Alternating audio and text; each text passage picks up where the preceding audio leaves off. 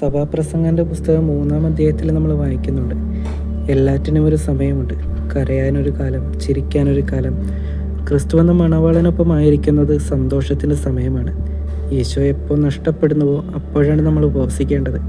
പൂർവികരുടെ പാരമ്പര്യം ചൂണ്ടിക്കാട്ടി ഫരിസേരും നിയമജ്ഞരും ശിഷ്യന്മാരെ കൈകഴുകാതെ ഭക്ഷണം കഴിക്കുന്നതിന് കുറ്റപ്പെടുത്തുകയാണ്. മനുഷ്യ നിയമത്തെക്കാൾ ദൈവപ്രമാണവും അധരത്തേക്കാൾ ഹൃദയവും പുറത്തേക്കാൾ മനുഷ്യൻ്റെ ഉള്ളുമാണ് പ്രധാനപ്പെട്ടത്. സ്നേഹത്തോട് തുലനം ചെയ്യുമ്പോൾ മറ്റെല്ലാം അപ്രസക്തമാവുന്നു.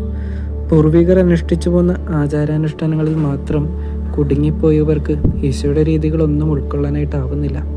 ക്രിസ്തു എന്ന പുതുവിഞ്ഞിനെ ഉൾക്കൊള്ളാൻ മാത്രം നമ്മുടെ ഹൃദയമാകുന്ന തോൽക്കുടങ്ങൾക്ക് ഇനിയുമായിട്ടില്ലെങ്കിൽ മാറാനുള്ളൊരു സമയമായിട്ടുണ്ട്. ആ മാറ്റത്തിന് വേണ്ടി നമുക്ക് പ്രാർത്ഥിക്കാം. ദൈവം നമ്മളെല്ലാവരെയും അനുഗ്രഹിക്കട്ടെ.